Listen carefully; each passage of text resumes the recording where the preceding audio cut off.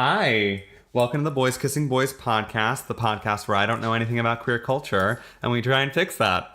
So, my name is David James. I am your host. I go by he, him, his, they, them, their, and sometimes Hanny. And I'm joined by our guest today, Rarity Moonshine. And so, what are your pronouns, your preferred pronouns? Well, if I'm in drag, she, queen, whatever, fine. Yes, work. But if I'm a boy, it's kind of like he. That's he, him, his. Yeah.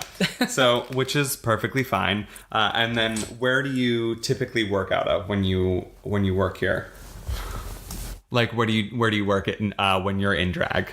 Well, I do shows kind of like right now all over Connecticut. I'm in the process of getting booked in Jersey, but I don't know how that's gonna go just yet. Okay. Well, good luck. It's kind of on the teetering. Hopefully it's in the good part of Jersey. Yeah. But like usually New Haven. I do a lot of shows with like Dixie Normus, the Dirty Dixie Normus show, which is sometimes in Ansonia, Connecticut, sometimes in Orange. And didn't you just do one with Yuha Hamasaki? Yes, I did actually just do one with Yuha Hamasaki and a bunch of other girls that are very talented, but I'm like really terrible with names. I mean, that's fine. I know one was Detox, but not the Detox that everybody would automatically assume. And I feel bad because she was a very actually like fierce queen and in a good way, not a bad way. I didn't know you could be a fierce queen in a bad way. Well, because I follow like Aja and like the House of Aja, they use fierce. Like, ooh, that's not good. Oh no. So I was like, I try to make sure I specify. The House of Aja, the Doug trio of drag. They're my favorite. They have me dead all the time. I mean, like, they're very Instagram funny. Stories. Yeah. Aja, we've talked about Aja on the podcast before, but it was funny because like for a while, I was like, I assume it wasn't just to me, but for a while there, she was just like, oh, have you seen my dick yet? Stop. I kid you not. We were like, oh, who was that? We were, I was at the Shayas one night. So Shayas is a club in Hartford. Oh yeah. Terrible of me not to like specify that. Yes, the Shayas is in Hartford. It's on Wethersfield Avenue. But anyways, long story short, I was there as a boy, hanging out with a couple other drag queens, and then we were talking about All Stars because at the time All Stars 3 was on TV, and Aja got sent home and I was kind of pissed because I was actually rooting for Aja. Me too. Aja's my favorite. And then we're all kind of hanging out and talking, and then someone turns their head and there's like, have you seen Aja's dick pics? And I'm like, no. And then they're like, ooh, hold up, I got them right here. And they start tapping away at their phone. It was like literally the first 5 photos in their camera roll. And I was like, oh, I wish I had one of those posts for Facebook. Post the third picture in your camera roll. Oh, yeah, she's a lovely queen. We went to go see her at Haters Roast. Okay. I mean, we didn't go to see her, but she was in Haters Roast. And that was like 3 weeks ago. Actually, you met Jinx Monsoon that night. Yes, I did, actually. And that was like, there's a funny like story behind that. Dixie Normus and Robin Banks both went and stood in line. And they were handing out flyers to upcoming shows. Like for instance, that night we had a Robin Banks show at York Street. Which is how I actually saw you for the first time. And it was, 796 feet according to Grindr. Not through my account, through another one of the queens that were there. They happened to be on their account. And they were like, oh, look, it's Jinx Monsoon. And I was like, that's not real. I was like, that's a catfish and a half.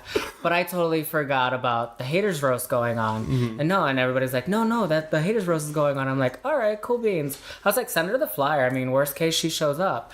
But I didn't know. This is before I had like spoke with Dixie and Robin, and they were saying that, oh yeah, we kind of handed out the flyer for days.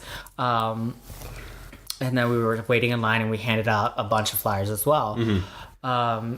So I took this drag queen's phone, and it's terrible because I don't remember what drag queen it was.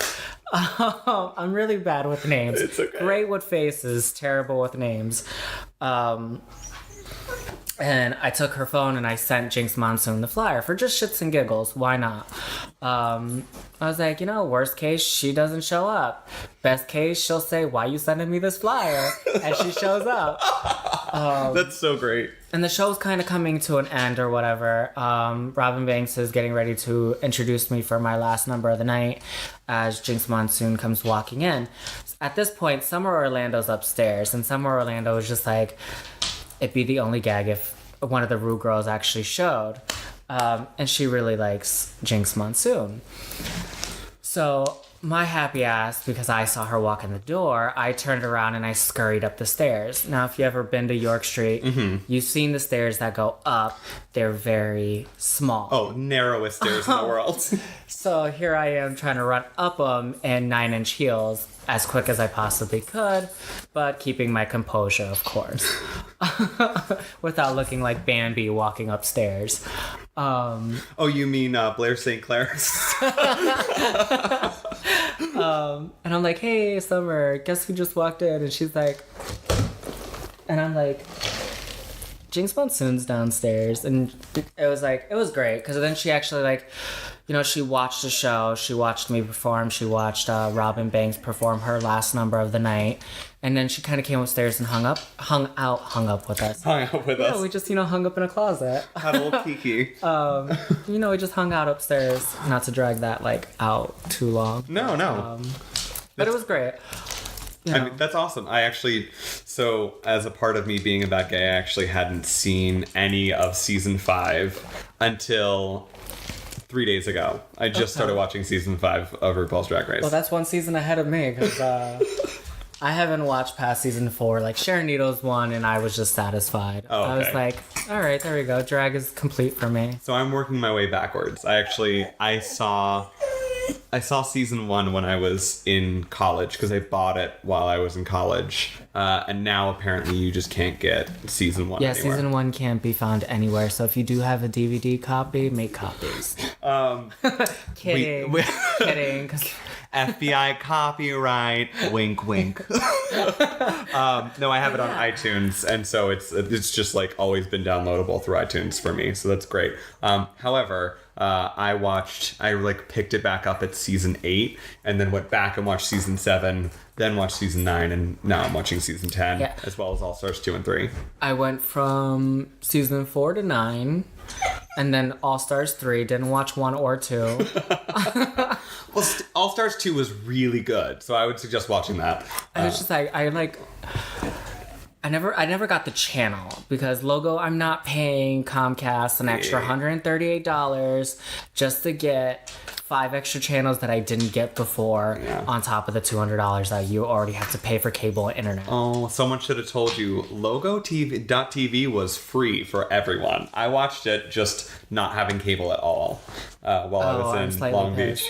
Because I'm looking through the channel, and then Comcast was like, oh, you need this package to get this channel. And I'm like, all right, great.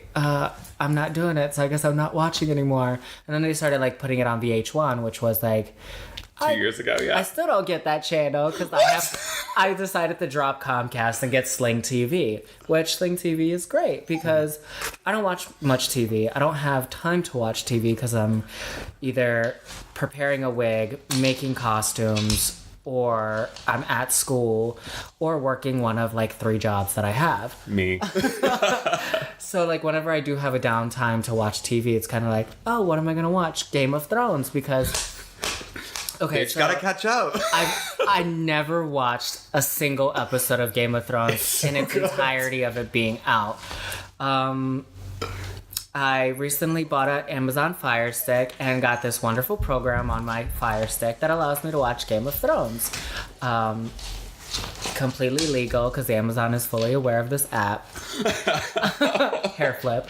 But yeah, it was it's great, because now I've been watching Game of Thrones, and I'm like, oh right, I actually like this. And then they kill Ned Stark, and I'm like, oh shit, main characters are not safe. They are dying. And then I'm like, Red Wedding happened, and I'm just like, they killed Robb Stark and his mother? Like, come on. Who Also, else is I gonna would say die? spoilers, but like, this shit's been on for 4 years. If you haven't seen it, like, Yeah, I'm late to the program, so it's all new to me, and I'm just like, bitch, now I finally understand these statuses that were posted forever ago. oh yeah, winter is coming. Yeah. I was just like, yeah, winter's coming in like 6 months, you know? I mean, if it ever goes away, because it keeps snowing in April. Oh. So last time I checked, April showers bring May flowers, not winter flurries. Yeah. New Also, England it's can't get their shit together. snowed on Tuesday, and this weekend it will be 80 degrees. So. Mother Nature is PMSing. Oh, it's fine. Global warming doesn't exist. Global warming doesn't exist. Nobody quote me on that. So we're going to talk a little bit about current events that have happened this week. And so we did get a little look through these earlier. So first, so his name is Finn. I think it's Valor or Baylor. But essentially two of the wrestlers, the pro wrestlers that were at Wrestlemania 34 this week, actually supported, if not were part of, the LGBTQ community. So Finn Balor. So Baylor, whatever. He's an Irish WWE wrestler, and last year for Pride, he actually put on his Instagram the pride flag in his logo, and so he made it aware last year that he was just like, Baylor Nation is an accepting nation, regardless, which is not what I think of when I think Wrestlemania. It's funny because you say Wrestlemania, and I'm like, what's that? Wrestlemania. So it's the RuPaul's Drag Race of pro wrestling. Okay. So Wrestlemania happens every year. Oh, it's finally happening. We have a dog walking down the stairs. Yes, my 1-year-old Siberian Husky who is very full of energy and in your face. She figured out how to escape the staircase. So if something happens, we'll do a quick pause. So Finn Balor is comes out. He is a very big masculine man, and he is essentially coming out, and he's surrounded by all of these LGBTQ community people. I think it was in Florida that they had Wrestlemania, and so he's just surrounded by the gay men's choir people and drag queens and lesbians, and so I just thought it was really interesting that he came out representing. And then also the first, you can actually hear the Siberian Husky's breath right now. Sonya Deville is actually the first, I believe, the very first lesbian to participate in Wrestlemania ever. I don't think there's actually been a gay male pro wrestler, but she's the first lesbian pro wrestler, and she came out in a rainbow tank, essentially saying, "I'm here to represent." And so I also think that Baylor was saying, this is an open invitation. This community is safe. Well, because who knows? There might be other LGBT wrestlers, but they don't feel comfortable coming out enough to come out because they feel like, oh, this is a masculine sport, I think. Don't quote me on it. Because I know there's women in it as well. Well, even the women in it are a lot of times hyper masculine, either looking, or they make them more masculine looking. They deepen their makeup when they're on stage. They broaden their shoulders with airbrushing and things like that. So is a hyper masculine thing, and it is mostly men that watch. And so I just thought it was interesting. I had friends back when I lived in Amherst, Massachusetts. Okay. And they were like, "We love pro wrestling," and I was like, "The fake one?" I was like, "The one that makes up the," and they were like, "It is not fake. It is real." I love it, and we love it. I would assume it's fake. Yeah. But, I don't really watch it nor go out of my way to be like, oh, this is great. Because, to me, if I was to hear oh, this wrestler, and I'm like, I have no clue what this is. So this is all now, this is stuff I didn't know. So it's like, yay, great to know. But do I really need to know? Yeah. Well, I mean, it's like, oh, good moment in gay culture. Yeah, no, that part's great. But to... like the wrestling part, I'm just like, what? Is that like a Tuesday night thing, Wednesday night thing? Is that an 8 o'clock special, 9 o'clock special? I feel like we're coming to the point now where it's like football is the last stand, because we have a gay soccer player, we have a gay snowboarder and skier, we have forever had gays figure skaters.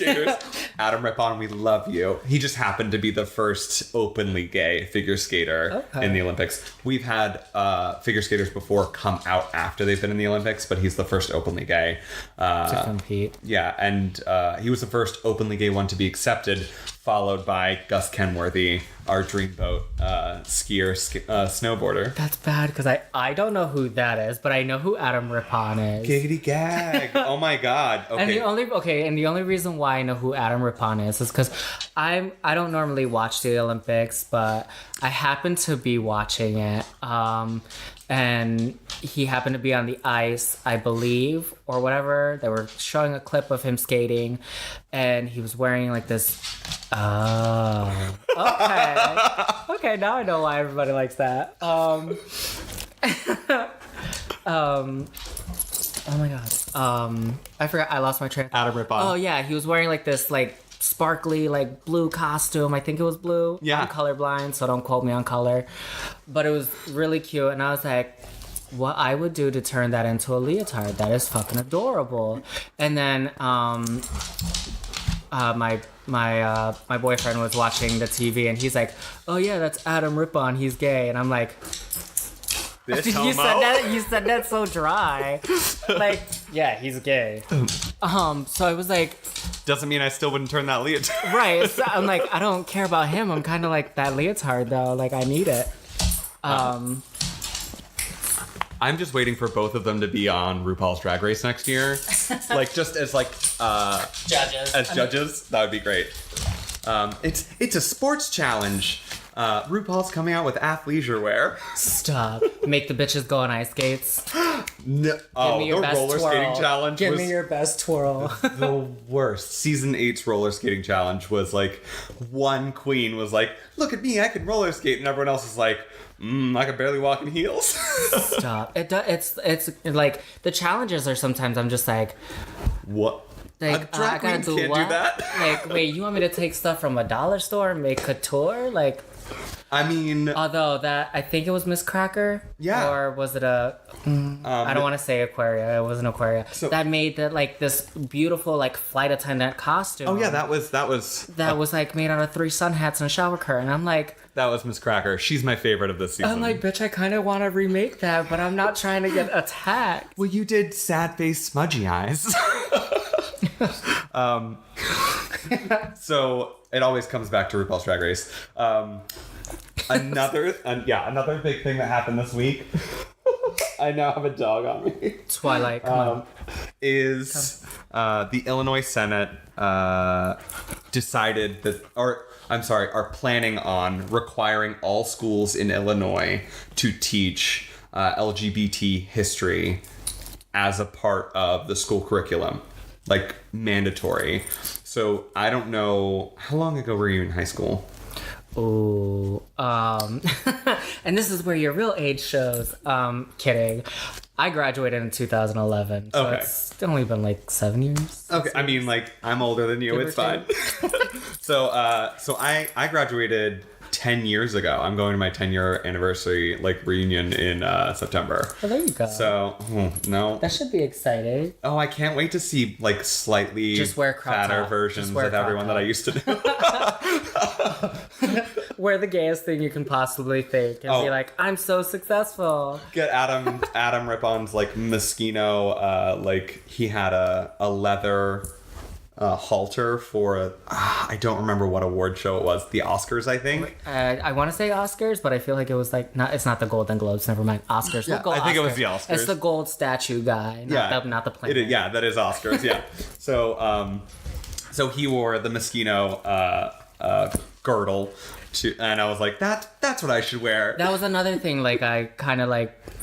Also, that's the only reason why I know who he is, because he wore a harness, and that's literally the one thing I saw on the internet for like a week straight. And I'm like, guys, it's just a harness and a tux, and everybody's like, well, it's this big, great spectacle, and I'm like, it is only because men at the Oscars always wear the same.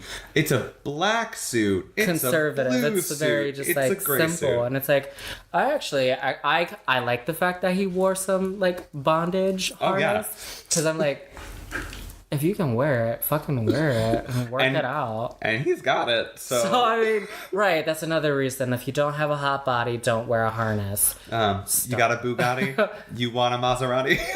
you better work, bitch. Yeah. And honestly, I give it to the, people that are always in the gym to achieve that hot body, because I've been trying to get a hot body myself for the past like 6 years, and listen, I'm not making any success anywhere. I was like, I have been dieting like crazy, and then I stopped dieting. It's like, I want a 6-pack, but I also want this 6-pack of brownies and this 6-pack of ho-hos. But I've learned that like rules work for me better than like taking stuff away. And so like making a rule that says like, oh, I don't eat X, Y, or Z anymore is easier for me to like get around than it's easier for me to navigate than something along the lines of, oh, well, I'm trying to do low sugar. I can't do low sugar. It's no sugar or sugar. Listen, I want a high sugar, high sweet, low calorie diet, because no calorie free diet isn't worth watching. I don't remember what she said at the end of that.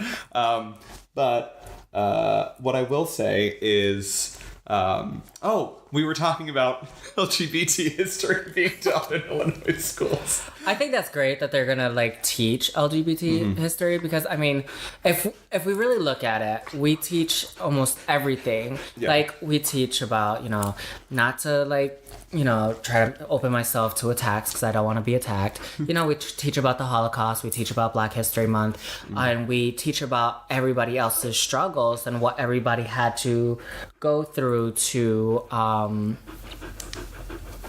just and I say everybody struggles, and my phone decides to ask me what I would like to Google. Thank you, Samsung, for that. And I just lost my train of thought. Oh, we teach about everybody else's struggles and how everybody else got the rights they want. Mm-hmm. And like, where are gay people in this? Right. Like, let's kind of, we got struggles too. Yeah. Why can't we talk about the Stonewall riot in class? Like, come on. Yeah. I mean, most of the time when I'm in history classes, like so I took history in high school, and then I took it in college, and both times we didn't even make it past the 1950s. We got to segregation, they were like, Brown versus the Board of Education. All right, I guess that's it. And I was like, there's a whole nother civil rights movement after this. No, it was like, because whenever in school, like, they gave us the option to write a history paper, I was like, all right, Stonewall it is, let's get it. And everybody's just sitting there like, what are you talking about? You would. Half the class probably is just like, I've never heard of Stonewall. Okay, yes. Queen. Stonewall riots, I went to the first Pride Parade. I went to a high school with like 65 students. Like, I graduated 14th of my class, and I'm like, that's how you know that wasn't a very big class, because I made it almost in the top 10. Oh, don't talk yourself down like that. You a smart girl. Yeah, when it comes to makeup and hair, that's about it. So I thought that was very nice, and I agree that like you have this you have the civil rights being taught. You have. I don't want it to be. I mean, people already have a problem with Black History Month just being like kept to a month, and so I would say the same thing for like LGBTQ history. Like, I agree with that to a certain extent. I feel like we shouldn't like bring up topics of certain because it's that time of the month. Like, okay, we could be in. Let me not say. I don't want to say February. All right. So we had a little doggy action. Yeah. That sounds so bad. My kids are being slightly disruptive. They almost knocked the mic over. Twilight thought she could go on Facebook real quick on the computer. So, we don't remember what we were talking about, which is fine. But there is one last current topic this week that I was like, oh, hey. And that was that a judge struck down someone being fired for being gay at work, which, by the way, was legal in Texas before this. It's still legal in like 30 states.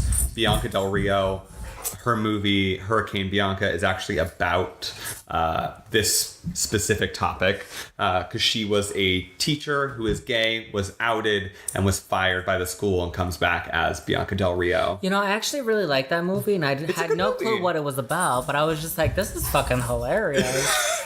I wish you could actually do that in the Royal Royal. Oh yeah, that'd be great. Come back to your job as a drag queen.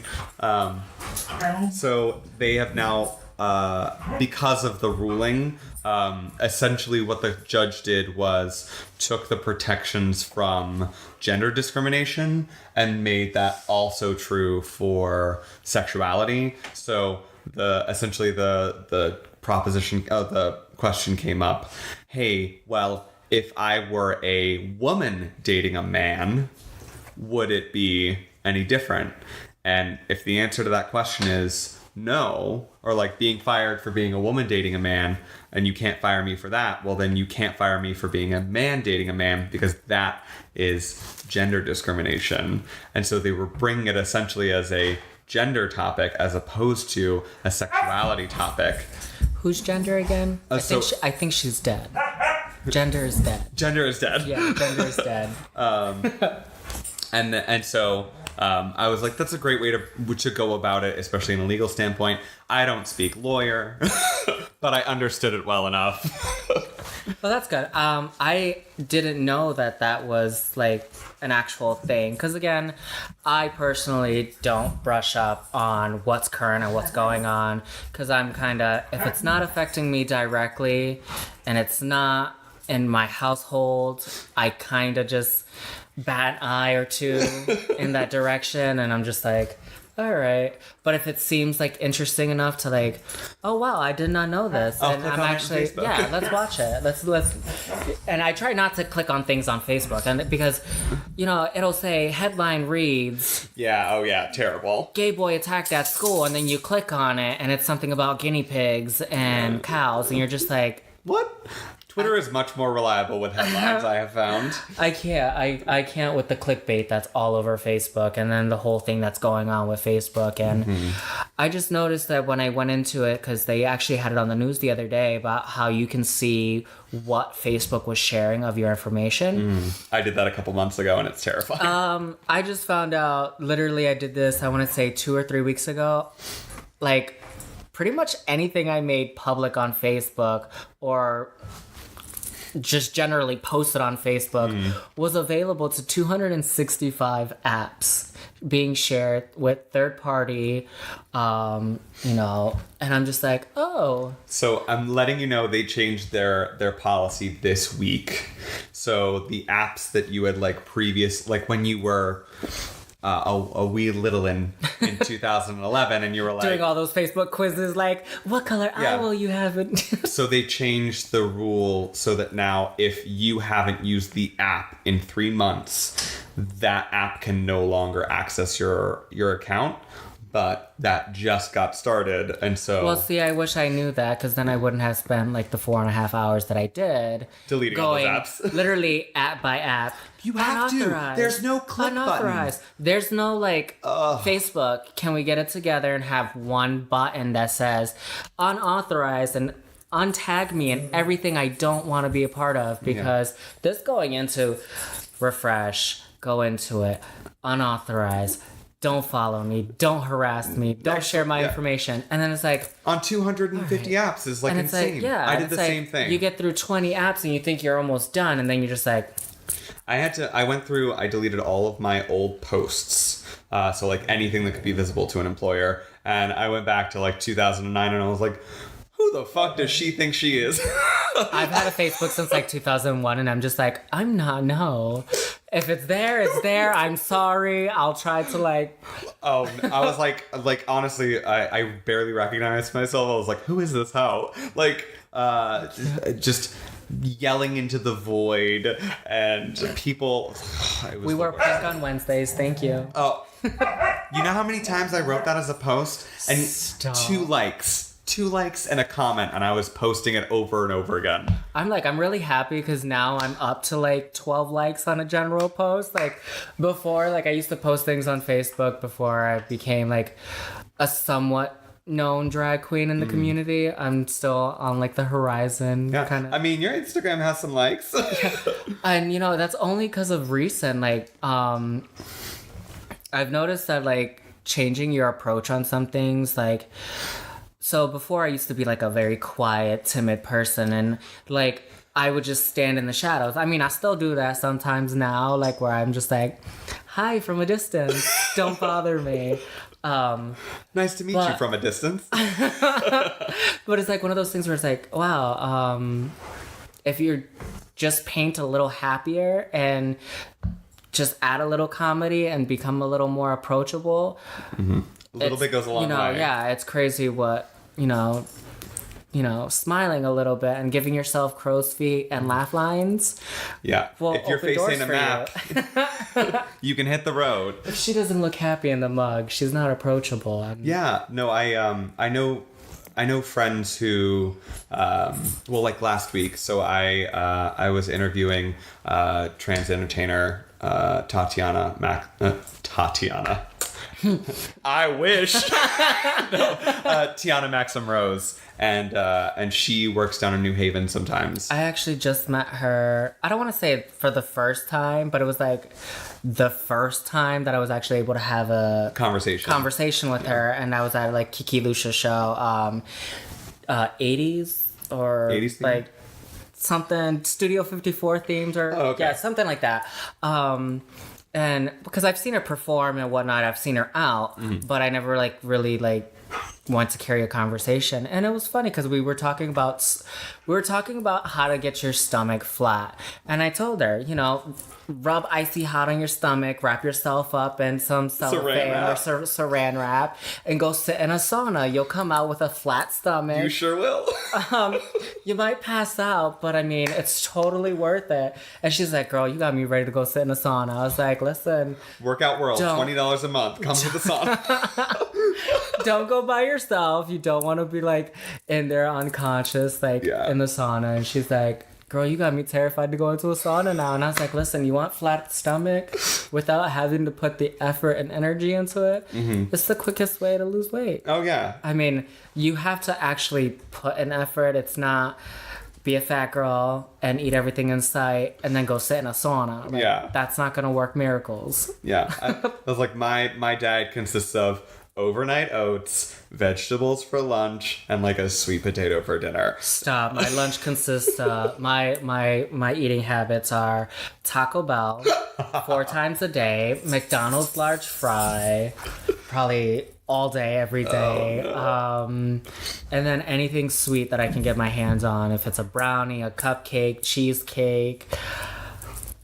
I'm literally like a foodie. Like, I love food so much. It's so bad. I love food, but my issue used to be with like sugar, and especially sugar. I was never really like I love fats. Like when people are like, I love bacon, and I'm like, you know what I love?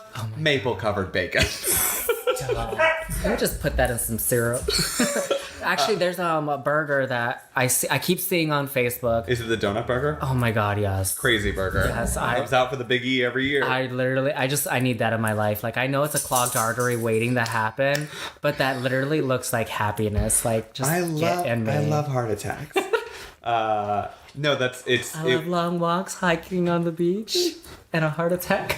Crazy burger, for those of you who don't know, is a cheeseburger with bacon, and it's wrapped in 2 donuts. 2 glazed donuts. Deep fried. Oh my god.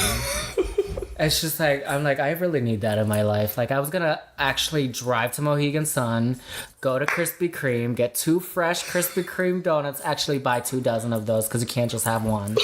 Go to Bobby Flay's Burgers. Get some fresh. Actually, I go to a butcher here in town who will literally take fresh meat that hasn't been grounded and will ground it up for you so you get literally the freshest of the freshest. And not like the giblets put into your ground meat. Not Stop and Shop or Big Y. We don't talk shit on Stop and Shop. Yes, we do. I mean, I'm still waiting for them to like transfer my points from my old card to my new card. You'll be waiting for a long time. Oh, I am. I've been waiting already a year, and I'm just like, I had 40 cents off a gallon when it was convenient. Now I'm just like, all right, we're back to $3.99 a gallon of gas. Oh, no, thank you. And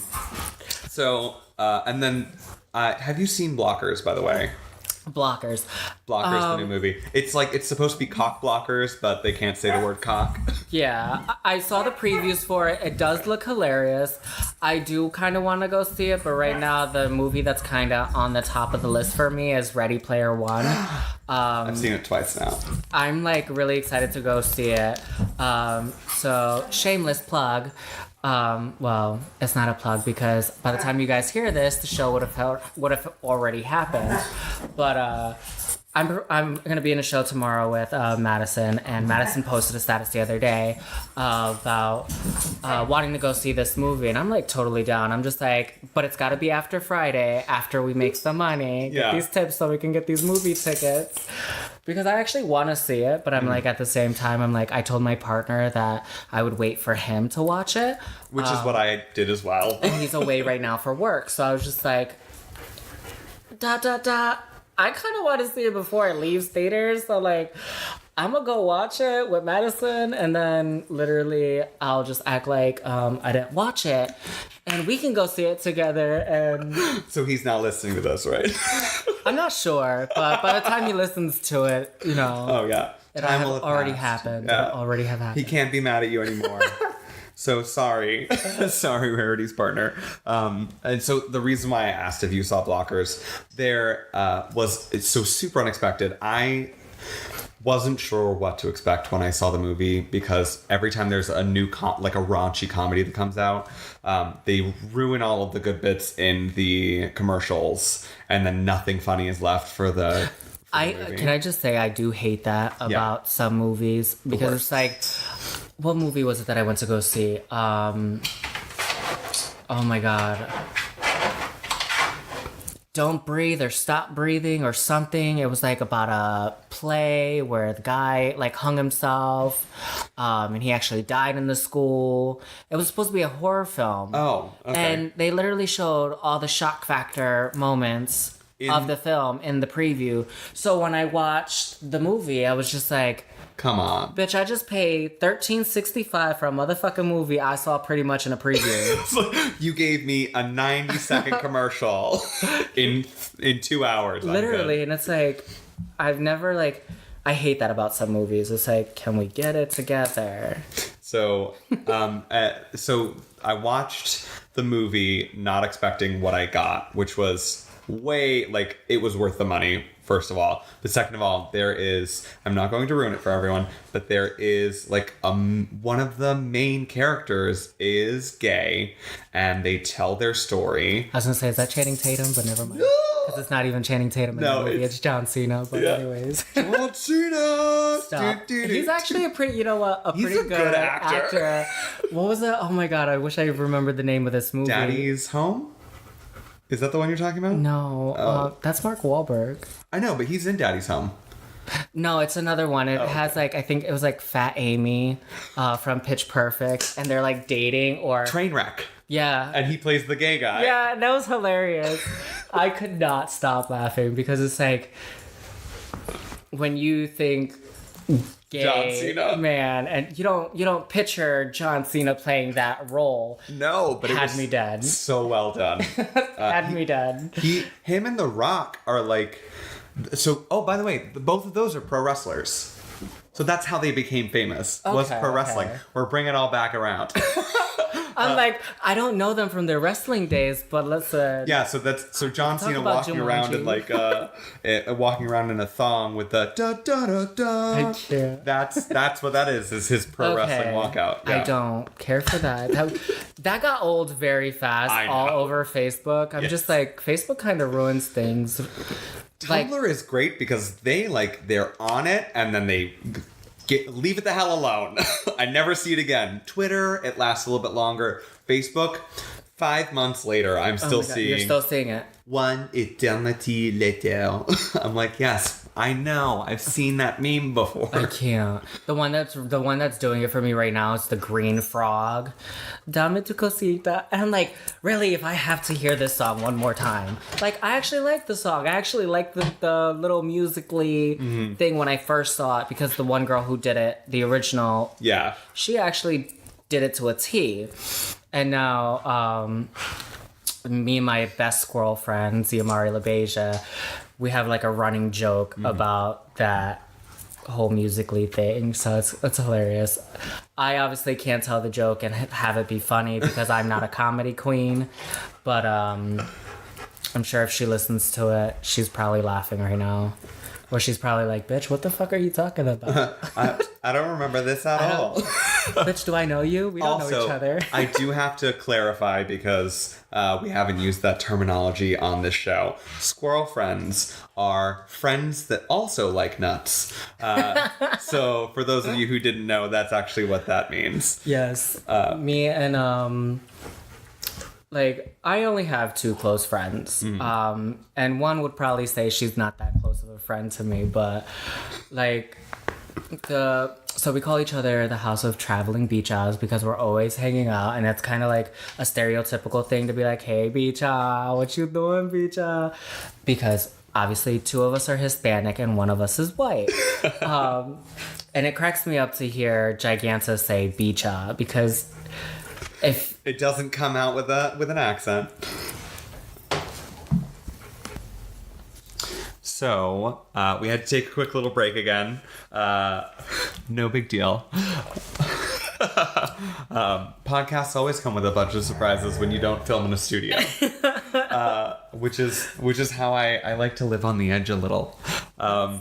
So the last thing that I kind of wanted to bring up, this isn't really like a news story or current events. I mean, it is current, but it's a goodie. It's a goodie. Yeah, I was like, it's not news though. And that's that Demi Lovato was crushing on stage with Kehlani, I believe is how you say her name, which is fun and interesting because we have had Demi Lovato talk to us in the past about being bi, but we've never really seen it manifested. Like Lady Gaga's done this before where she's like, I'm bisexual, but we don't really see anything other than heterosexual tendencies with her.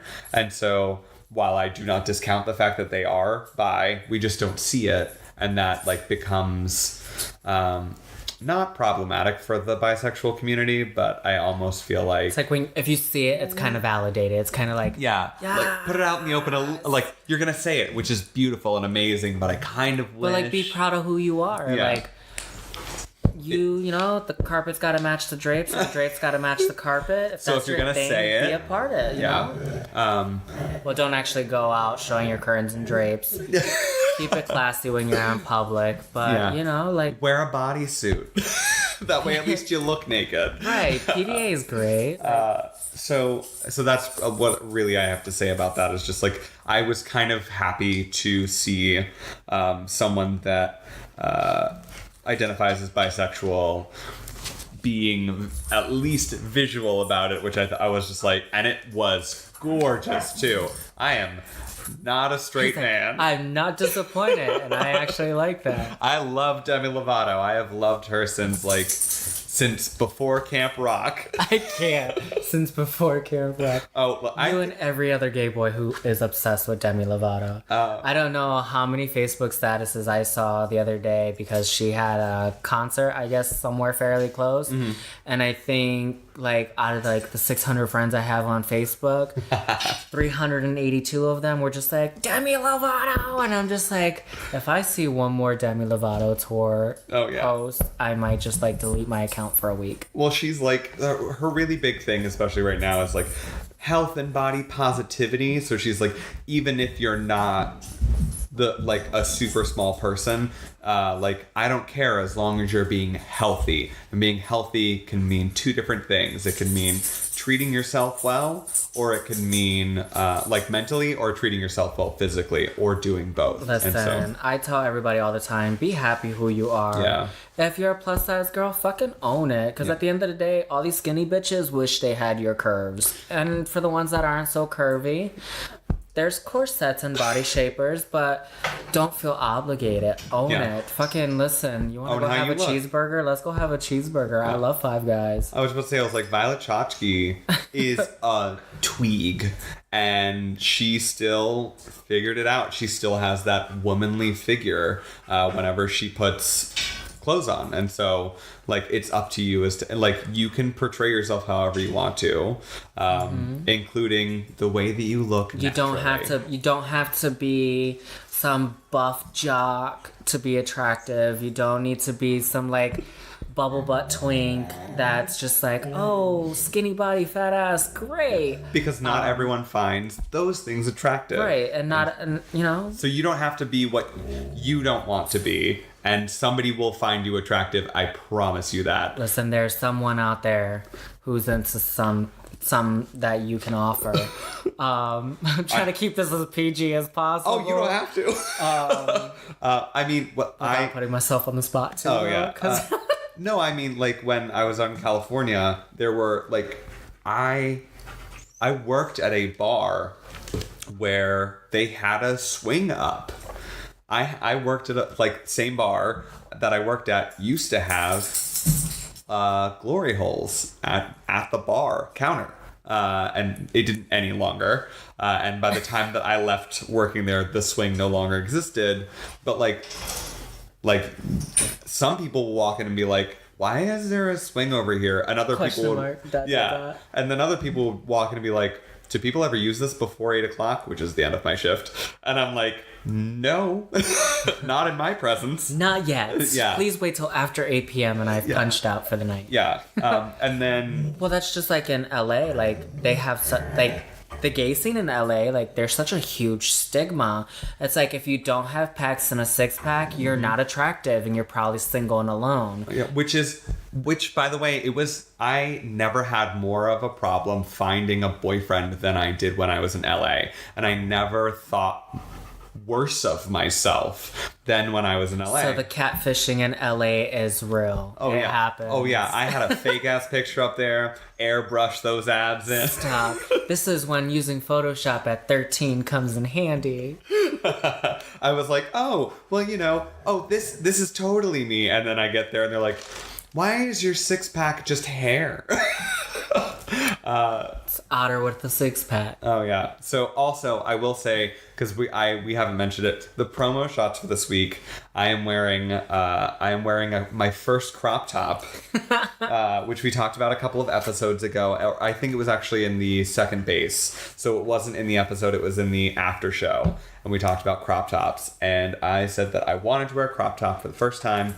And so I went to Goodwill. I bought this for $4, and then I just chopped off. It's a Michigan State hoodie, and it says hi. It says hi. So I chopped off the Michigan State logo from the bottom, and I am wearing it in the promo shots, so nobody better say shit. Listen, except for good vibes. The way I see it, if you like it enough. And you have the confidence? Fucking wear it. Like, at the end of the day, don't let the clothes wear you. Mm-hmm. You wear the clothes. And just own it. Yeah, like, Jay, Jolie, don't let the wearing clothes wear you. Confidence is everything. Like, shit, you might feel awkward about it. You might feel crazy as fuck wearing it. Like, I want to make sure I say the right queen, but again, I'm terrible with names. I think it's Asia T. O'Hara who made the big giant Tweety bird. Yeah, she did. Okay, yay, I got that one right. Again, stunning queen, and that's probably why I can remember the name to the face. Like, that's how it works for me.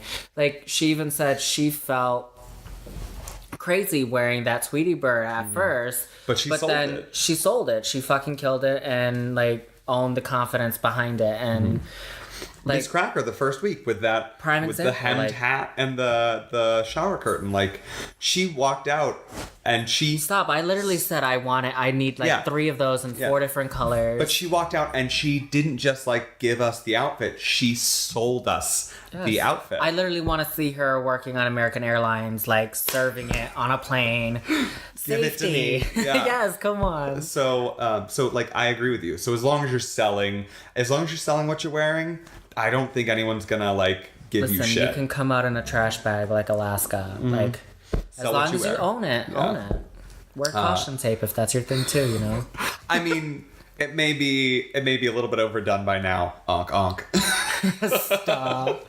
Onk onk. So we're going to transition, and this is going to be this next part will be Matt and I talking about this week's episode of RuPaul's Drag Race, which is airing right now. So hopefully you guys have watched it, and you can catch up with us on all the tea. And we will get right back to you with my interview with Rarity and, of course, my topic of the week. Well, hi and welcome back. So we are talking about episode 4 of RuPaul's Drag Race season 10. I am joined by our Drag Race correspondent. Hi! Matt. And so this is called The Last Ball on Earth was the episode. And we start out with the mini challenge. Who did you think was going to win the mini challenge? Cool. Who did you think was going to win the mini challenge before we found out? I thought that Cracker was funny as always. Thought Monique was funny. Monique did something funny, but I think that for Rue, it was just like a little crass and like not a little too like shaking it like too jokingly. I don't know. Yeah, like I feel like it's not RuPaul's humor. RuPaul really likes toilet humor is not her humor. Yeah, toilet humor if it's got a really funny like witty twist as opposed to just what she was going for, which was just toilet humor. Yeah, like let me flash my crotch and like. Yeah. Oh, yeah. That's I forgot all about the fact that she just like I'm gonna roll on the ground and like here's my chotch. Yeah. So I think there were some funny ones. I mean, with challenges like that, though, honestly, it's just like a toss up of like whoever Rue wants to win is gonna win. Like I don't think that Aquaria was necessarily like the funniest photobomb. Yeah, picking up Kim Kardashian shit is kind of funny. I did think that she was in the top, but I also thought that Miss Crackers was like so on the nose. And everyone who's listening, if you've been listening for the last couple of weeks, it's just gonna sound like I'm on Miss Crackers' team, and that's because I am. Whatever. We know you a Cracker fan. You a Cracker. You a Cracker. The drag daughter of Yua Hamasaki and Miss Cracker. You a Dusty Cracker too. You a Dusty Cracker. Interesting drag queen. Yeah, I was just gonna say, I was like, the hair I feel would be kind of all over the place. It's just straight and then it's like curved at the ends, but it's also very big. On top. So Aquaria ended up winning the challenge, the mini challenge. And I'm trying. Did she actually get any advantage for winning the mini challenge? I don't think so. No, she just got she won something maybe. I think that like just mini challenge winners win something. I can't. She just like won like a little prize or something.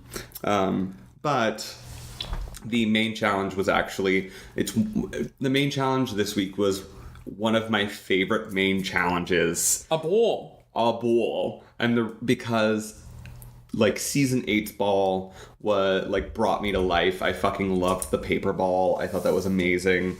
And so that really reinstated my love for balls. I love balls. Just like big balls, small balls, just like any balls that are dressed up. Dark and pendulous balls.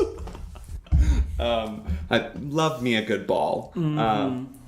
But this week's ball was the last ball on earth, obviously.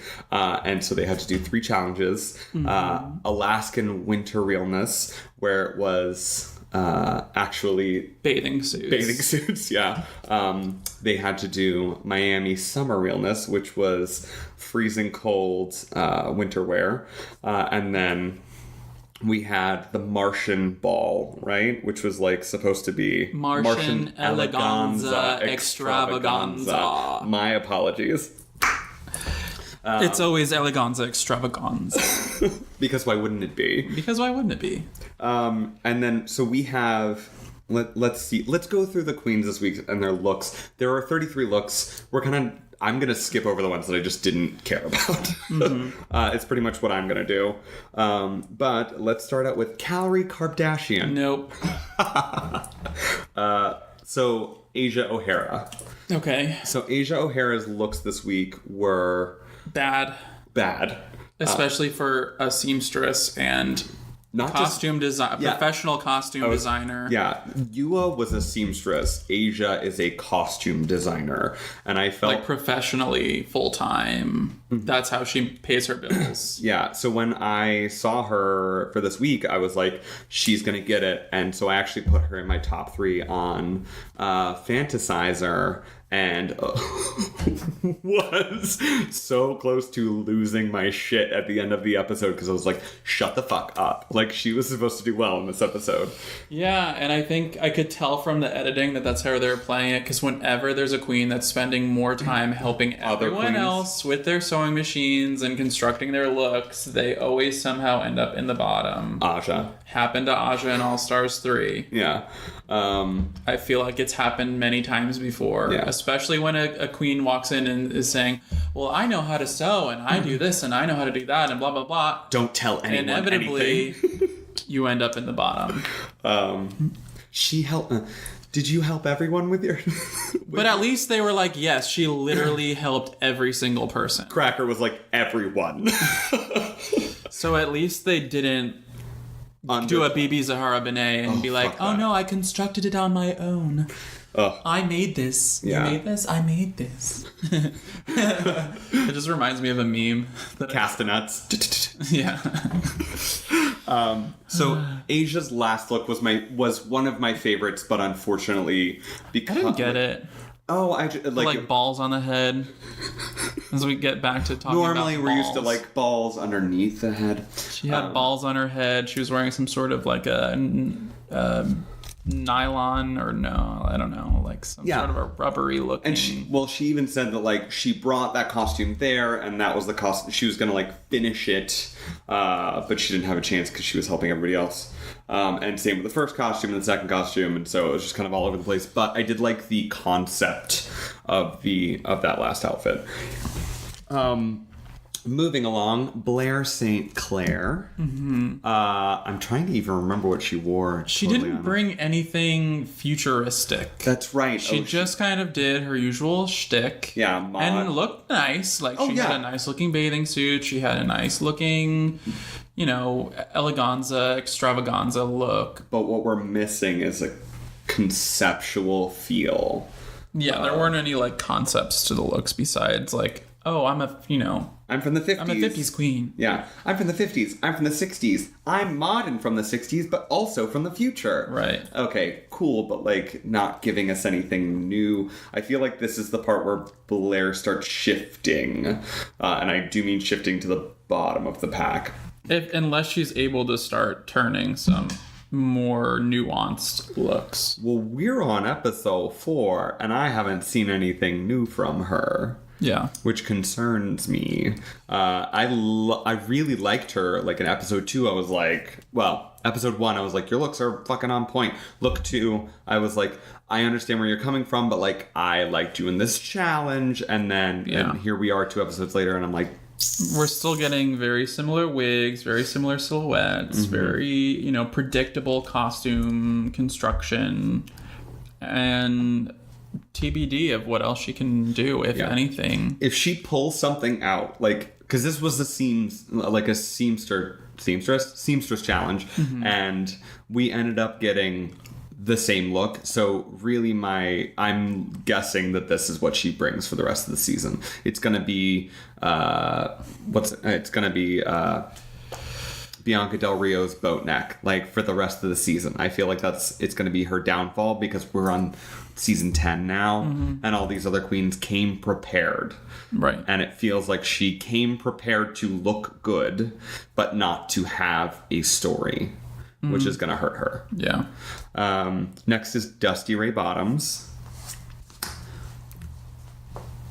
Cool. Yeah, I wasn't really feeling any of her looks. There was her bathing suit was very, like, Adore Delano punky, like, meets, like, what did I say? Like, Gene Simmons. Gene Simmons on the top, and then, like, it was, like, Pinup Girl on the bottom. That was my first critique when she first walked out. I was like, it really looks like she borrowed that hat from season 9's Kimora Black on the runway look that she got kicked out for. Like the sailor kind of hat. And I was like, did you miss that memo? Yeah. And so, but really, it just, like, neck up looked like one thing, neck down looked like something else. And of course, the second she walks out on the runway, Michelle Visage is like, what the fuck are you wearing? Look 2, whatever. Look 3, I didn't understand. And I completely agree with Logan, who was there and said, if you have to explain the look, don't fucking, like, you already missed it. And again, it was just really like a corset bodice with embellishments, which is just like the simplest thing you can construct in one of these challenges. And ripping into her skin, apparently, which was her own fault, but there it is. Eureka O'Hara. I thought she was pretty good. I mean, like, the first 2 looks weren't really memorable at all, but I think her Martian look with the giant headpiece was pretty great. Phenomenal. And the shape of the costume worked for her pretty well. Oh yeah, like she knows her shape very well. She is also a costume designer, but she typically only makes stuff for herself. It is a great like, she has a good level of understanding when it comes to her own body type and, like, what will look good in it. I'm glad that we didn't just get 3 bodysuits from her, because I'm, like, tired of seeing them. Yeah. But she still kind of, I mean, she did turn it up with the top half, and the first 2 outfits, I agree, weren't very memorable. But the third one was essentially a bodysuit with some wings and the headpiece, but it did look good, and so I did like it. Next is Cameron Michaels. Who was in the top. And I agree that the first swimsuit was just a swimsuit and, like, was kind of disjointed from the rest of her body colors didn't match. Like, her face didn't match, her boobs didn't match, her stomach didn't match her legs. Like, it looked very, like, it looked like she needed, to go to the RuPaul's School for Girls. Yes. Well, after just looking right now, I see exactly what you're talking about. Also, again, in this look, I'm getting Katy Perry circa 2009. She does just kind of channel that. Yeah. Katy Perry. The Katy Perry look. Her winter look I thought was interesting, but the face makeup that she went with, like, looked very much like she had, like, silver herpes around the mouth, or, like, I don't know what was going on there. Very Dusty Ray Bottoms herpes. Very Dusty Ray meets Kesha meets, like, Simplex B. I do wish there was, like, last week's was perfect. This week's, I wish there was a little bit of editing. It seems like she's gonna be one of those queens that goes into the bottom because she doesn't know when enough is enough. Yeah. And she'll keep doing it. I feel like in most of the challenges, she'll kind of fall to the wayside, and her real downfall will be the fact that I assume at some point they'll be like, you need to learn how to edit, girl. Like, this is a real problem. Yeah. Last outfit I did think was very good, but also there were better. Mayhem, I'm trying to even think. I remember her last look because we just watched we just watched the Untucked, thank you. The after show. I appreciated her second two looks. The winter one, she did do the white contact lenses again, which was repetitive. I'm kind of over it. But I don't know, I kind of liked that look, and then I did like her Martian look. I thought it was a bit like baggy and saggy looking, but like the concept and the fact that it wasn't just a corset was interesting. Yeah, I like that too. I did actually, the Miami realness look, the white shawl. I thought that was actually pretty good. Again, I do wish that she would lose the white contacts.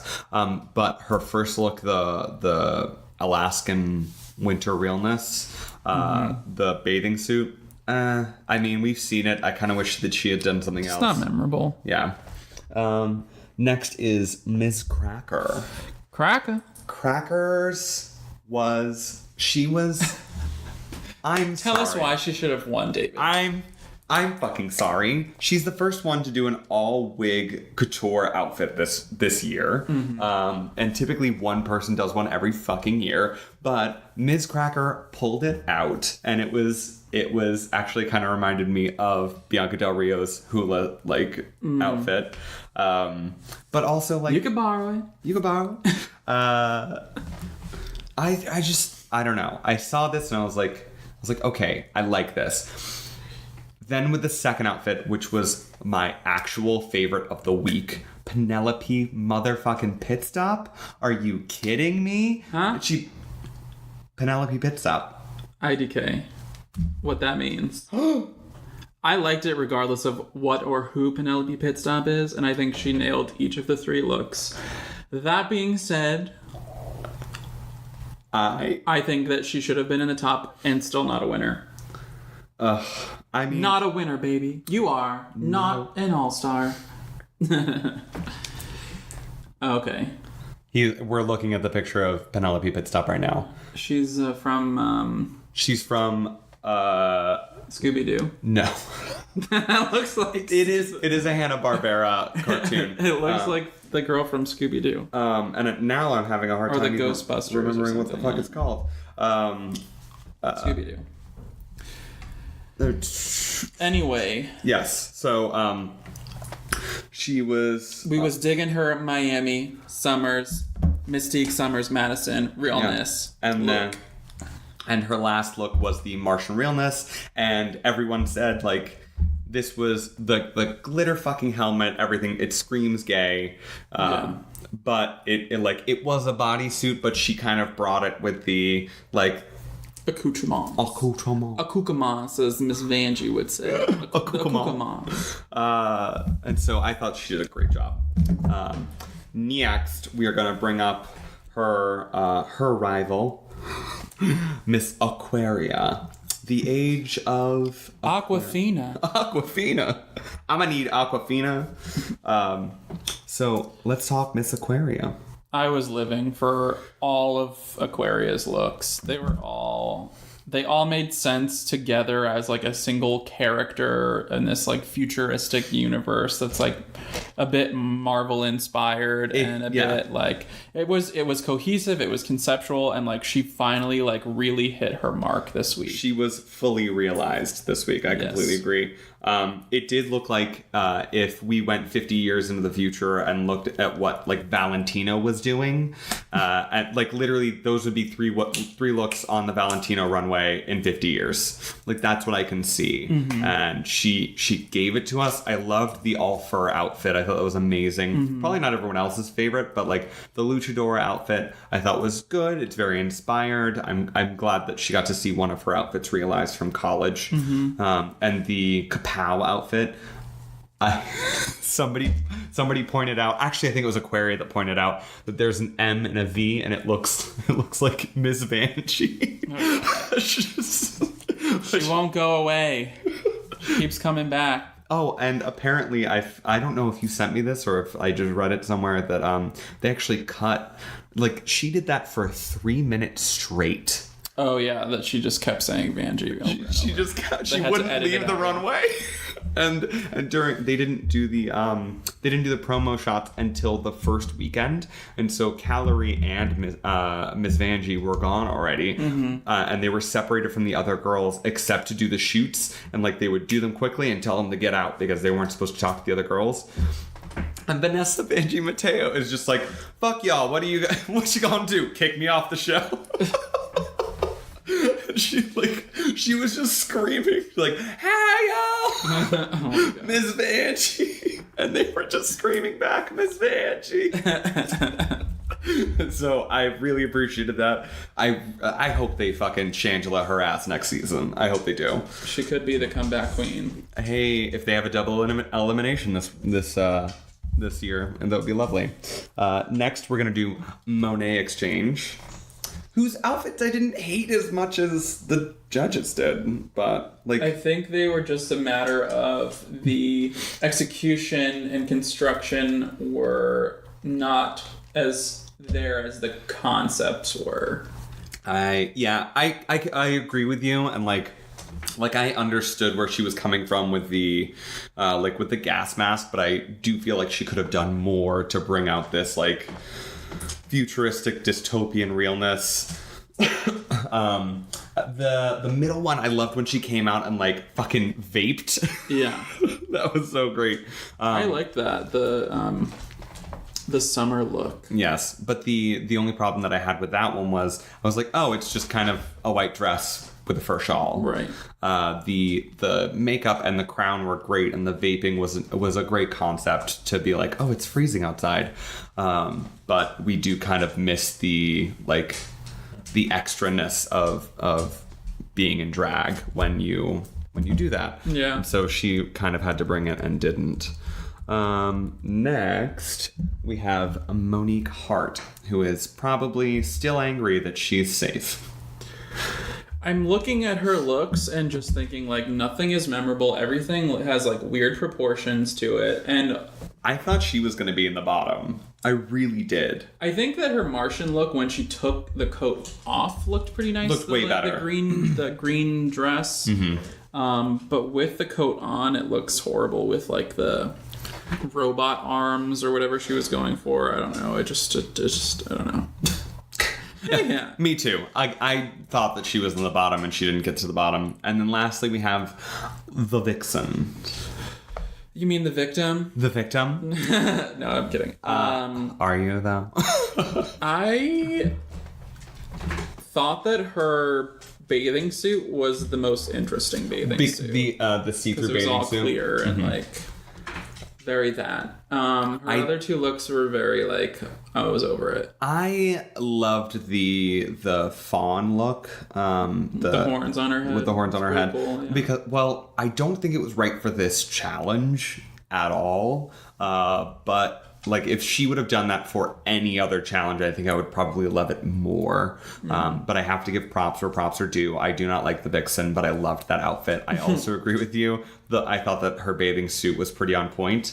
But the reason she wasn't in the top is because Cracker and Aquaria both had better concepts and not just looks. Yeah, well, and her Martian look wasn't really anything special. Oh, no. Like, it had, like, pom-poms on Please, everybody stop using fucking pom-poms. Like, nobody... I don't care how many pom-poms they put in front of you. You are no longer allowed to use pom-poms if you are on RuPaul's Drag Race. If you want to stay. If you want to stay, don't use that shit. Don't do it. If you want to sashay away, pom-pom the fuck out of your outfit. And then we have literally 4 minutes to talk about Eureka and the Vixen in Untucked. I mean, all that needs to be said is, like, Eureka intentionally made a snide comment to see if it would provoke the Vixen or how she would respond, and she admitted to it. And to make, she was like, I have this sneaking suspicion that you didn't like me since I got here, and I don't know why. And then in the middle of the conversation, she's like, yep, I didn't like you since before I got here. This is the Eureka I didn't like watching season 9. And she was like, I knew you fucking hated me when you walked in the door. You had preconceived notions about me and you didn't fucking know me. Yeah. But I will say that made me a little bit more angry at Eureka than probably most people would think that it would. Because I was like, oh, bitch, like, you're already in, like, confined quarters with these girls. I know that I don't know who's producing this season, if it's a different producer than last season, but holy shit, like, they're kind of asking these girls to, like, if you ever wanted to go at someone's throat, now's a good time. I don't think they need to say that to the Vixen. I think that the Vixen just does that. And it doesn't take much Eureka, to provoke her. She instigated on purpose. Yes, but I think she was kind of testing the waters. It was like they were saying, like, kept saying, you know, like, don't poke the bear. And it was one of those situations where, like, Eureka knew she was poking the bear. Yeah. It concerns me. Yeah, it just doesn't need to get to the level it does where, like, Vixen's, like, telling Eureka, like, go fuck yourself, fuck you, like, this and that. Like, that's just, like, unnecessary. Do not get me wrong. Her response, I feel, is almost always way too much. Like, Eureka I watched the whole time on purpose because there is a specific person in my life that I don't have a great relationship with. But I wanted to watch on purpose who is yelling in this situation, because if you are, like, my therapist, love her to death, I'm about to go see her, has pretty much said to me, if you're yelling in this situation, you've already lost the argument. And that is 100% what was happening with Eureka. Eureka is talking and the Vixen is screaming. Yeah. And I was like, she has a temper and she does need to control it. Instigated or not, it does, like, come across as, like, brash and, like, uncontrolling, and it really gives credence to the fact that, like, she could lose her shit on this show in front of RuPaul and lose her spot just because she got angry and didn't know how to stop being angry. Yeah. And so I really want, like, I know that this was a year ago, but I want people who act or think like the Vixen does to realize that, like, it does not matter how other people act. It's how you act in response that people will grade you on. So that's just something to walk away with. Yeah, I think we can leave it at that. And for the Vixen, before we have to cut our time here with our drag race recap, we have to talk about the lip sync because Monet like literally murdered it. And okay, well, I'll give it 5 more minutes. Like Pound the Alarm was a great song for the lip sync. Period. And great then song. She just turned it out. Monet. And what will go down as one of the most iconic moments in Drag Race history is that fake out death drop that just wasn't. Yeah. That all the judges were completely gagged over. When we were watching it, I literally stopped eating. I got up and I said, rewind that shit. I need to see that again. Monet was already in my it was one of my top contenders for the top 4, and because I got to go see her during Cheap Drag or Drag, whatever it's called, Bad Drag in New York when she used to host it.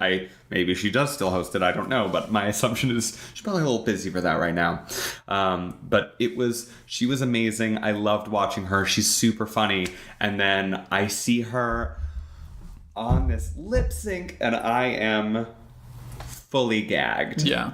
She was great. She knew every word. She knew how to work the stage, work the judges. Like, she knows how to work a crowd. Like, she performs a lot in New York.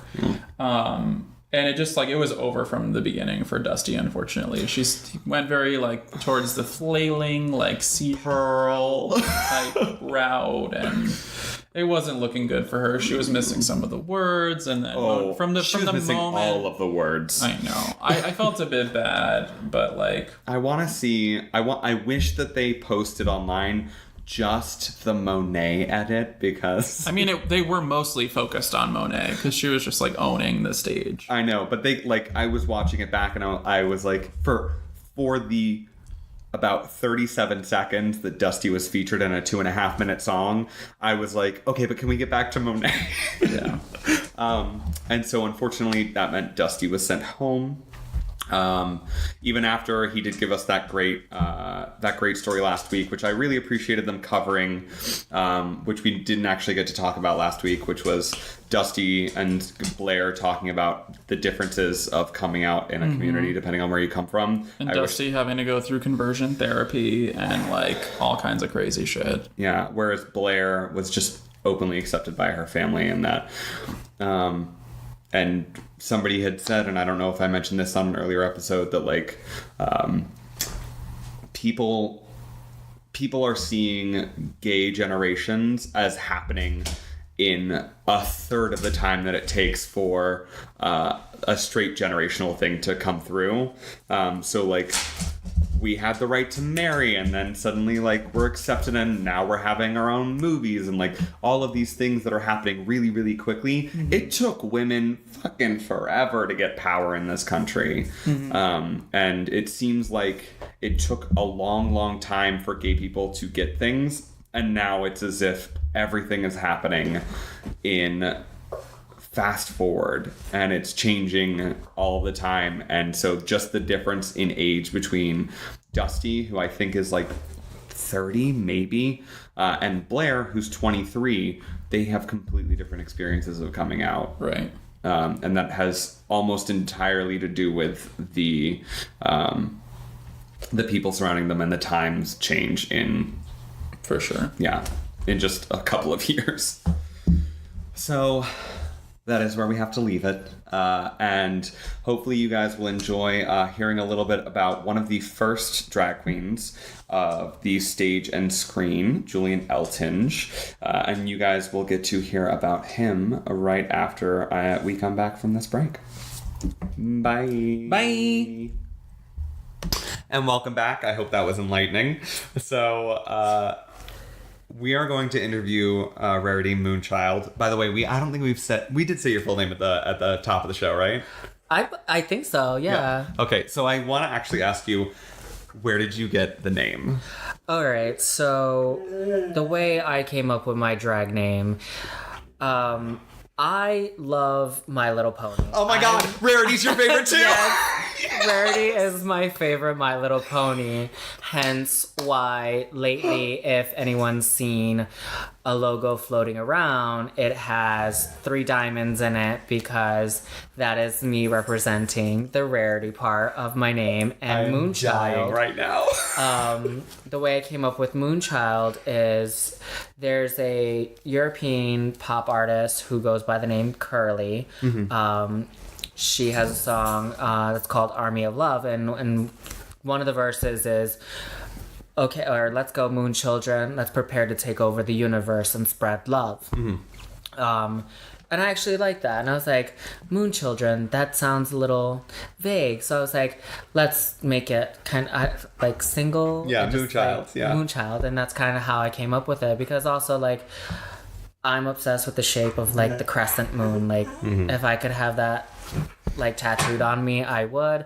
But I feel like that's a cliche, so I'm not going to get that Well, tattooed it's very Sailor Moon. and that's another thing, like, I really like, and that's also because where I got the crescent moon was because when I was a little gay boy, I was obsessed with racing home and watching Sailor Moon. And 4 o'clock in the afternoon. yes, My time. you know, like, I used to love those cats. I used to tell myself, I want a black cat and a white cat, and they are gonna be Artemis and Luna, and we are just gonna find our Mr. Tuxedo, and I will be Sailor Moon the house down. Oh, yeah. But that clearly, instead of getting cats, I got 2 dogs, and I found my Mr. Tuxedo, but I'm not Sailor Moon, so it's okay.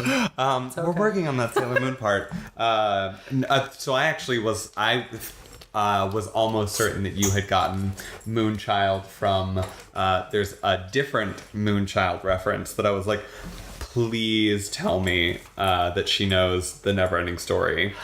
Stop. So at the I wish I thought of that, because I would have totally went with that, because Yeah. I'm obsessed with the Neverending Story movies, those were like one of my favorite movies. Like if I wasn't watching The Nightmare Before Christmas, I was watching Neverending Story or I was watching Sailor Moon. That's amazing. Like that's all you could ever catch me watching. We have the same childhood. So Tim Burton was like the best. So for those guys, for you haven't seen, if you haven't seen it, at the very end, the main character is supposed to name the princess, give the princess a new name, and he screams out the name Moonchild, which is the strangest That is thing. awesome. I wish I thought of that. But yes, now that is going to be, instead of going through the whole, I just figured Artemis and Luna, that made more sense because I have like my dogs are black and white. And one's named Twilight and the other one's named Harley. Oh yeah. So now that we've got that out of the way, I was like, she got her name from My Little Pony. I fucking know it because it's no, Listen, but I have not said this on the podcast. Right now, I'm working on a mix that is Rarity's song where she's like stitch by stitch working on Twilight's dress. Yes. I literally I want to do a mix and kind of just have it where. Anyways, when I come up with it and I come out with it, then you guys will see it. But you guys need to come to her show. Yes, come to my show. Come to a show that I am featured in. Yes. Are you ever planning on being a host, or are you more of a performer for right now? Honestly, right now, I'm terrified of a mic. I'm scared to. I was actually a guest judge at Worcester Drag Wars, and Victoria Queen, who was the person who put this together, comes up to me and puts the mic in front of my face, and she's like, "Girl, introduce yourself." And I'm like, "Girl, I couldn't stop laughing." Like I was laughing, and I turned so red. I felt like a little high school schoolgirl, like being asked the question by a school crush, and I was like, I have such, and it's funny because I'm a drag queen, such bad stage fright, and if I can't rehearse it, I'm awkward about being put on the spot. Like this is different being on a podcast because it's not like there's a live audience and the recording, so it's like this is a little easier because I can totally like ignore the microphone that's right in front of me. Yeah, and just have the conversation with you. Yeah, that's a little different. Yeah. If I didn't have one of my other jobs, I never know what I've mentioned before on the podcast because it's been like 7 hours worth of material. But I work as a ghost tour guide. And honestly, if I didn't have that job where like I have to like riff all the time on things that are happening or like questions that people have, and I've been getting really good at like getting back with comebacks, and at the end of the day I was just like, I just imagine myself as like a Bianca Del Rio reading the room, seeing who's paying attention, and start your ghost Rolodex of hate. Yeah. Get it going. That's all it's just Gengar here. There's a little haunter there. No, but I would ultimately, I would like to give it a shot. I don't see myself doing it just yet, but if the challenge arose and I needed to kind of be prepared and be for the challenge, I'll have to show up. Yeah. Okay. So not right now, but maybe in the future. Maybe in the future. Hopefully, she can get herself a show and be successful like some of her other sisters. But, eventually. So, when did you start drag / do you have a drag mother? So that is it's a long but very short but very awkward story. I first started doing drag a couple years ago. I went by another name, which I'm not going to say because you don't have to. That part, the beginning was very dark. I will say, if you can figure it out for yourself, go right the fuck ahead and figure it out yourself. Allow yourself to be the drag queen you want to be. Be the drag queen you envision yourself to be. Don't get into a family because, it's very trendy and, this family's popular right now, so let me get that last name thinking I'm going to get more gigs because I have this last name. No, you will not get booked. Because families also come with history. Right, and if that family has a shitty fucking history, well, girl, you just became another turd in that pile, so... Though we will not talk shit on other queens, we can generalize. That was just a general. That's not directed towards anybody. But yeah, I started doing drag. At first, it was kind of like every other gay boy, I did it once for Halloween, and I was like, I felt kind of cute. And honestly, popping on 10 pounds of makeup, adding, 5-inch cushions to each side of your sides, and slapping on a corset where it makes you not breathe, there's kind of like a, I don't know how to say it, like almost a literal mask. Yeah, like I feel like there's like a natural high to it. It's not like, ooh, I'm like smoking and I'm high. It's like the level of confidence that comes over you, the little butterflies swarming in your stomach that you get. It's a very hard feeling to say, but that's also something that kind of holds me back because I allow myself to get carried away into the like character. Like when I'm Rarity, I'm this super confident, but at the same time very reserved. But it's kind of like, give me a blue Long Island, I start to open up a little, but I don't drink that much, so one blue Long Island is great. That's more than enough. Yeah. But yeah, what originally drew me to drag was the art, being able to kind of transition and transform. And because I used to watch, cartoons like My Little Pony, they do transitions, when Friendships is Magic, and the newer one, they transition into costumes and get crowns and wings and whatnot. I was like, and the Equestria girls, they go but like cartoons like Sailor Moon, we're like the Power Rangers. Like, I wish I could take out a compact and be like, transition, there we go, but makeup, it's never that quick. Power. It's never that quick. It's 2.5 hours and then you have to get to the gig. I'll pause. And it's like those cartoons, and Powderpuff Girls. I was obsessed with the Powderpuff Girls. It was literally like I would watch the Golden Girls and then switch the Cartoon Network just to watch the Powderpuff Girls. And that's kind of like, for me, it's just bringing up a character, honestly. I don't have a set paint skill, because I do special effects makeup as well. I feel like be the best you can possibly be, but also don't be someone else. Don't be somebody else, but also don't stick yourself in a box. Oh yeah, you want to be able to paint fish, but if you need to make yourself an old lady, be an old lady. Aquaria. No, because you can make that work. Granted, yes, you want to be this young modern thing. Okay, well, who's to say you couldn't make that work for you? You could have did a whole prosthetic change on the face where it was a quick peel away and you have a whole nother mug underneath. There's techniques and. But yeah, there's ways to make it work. Do it, yeah. Yes. It's so right now I'm doing a photography course, and they're like, you are gonna think that the pictures you are taking are amazing, and then you're gonna look back. Hopefully, you're gonna look back 3 years from now and be like, these pictures are awful, and they were like, that is what you have to hope for. Is that you look back and you say these pictures are awful. Because if you think that what you're doing today is going to be the same level that you're doing 3 years from now, that means you haven't learned anything. You haven't learned shit. And honestly, that kind of goes with drag. Everybody's like, oh, I want to look like a Puerto Rico queen, or I want to be airbrush the house down. And it's like, it doesn't come that easy. Before, when I first started doing drag, I was a little Latin boy in a dress. To Wong Fu reference, because I just watched that the other day. Hey. I fucking love that movie. I'm gonna do it as one of the topics one day. That was a good movie for me. And then it was I challenged myself. Find makeup that works for you. You don't have to obviously be able to afford Tom Ford. Yeah. But don't shy away from Maybelline. You need one good product. Yeah. So if you got a $65 primer, guess what? That dollar store makeup, that drugstore makeup is going to look phenomenal. Because it's going to stick to your skin and not crumble off. Yeah.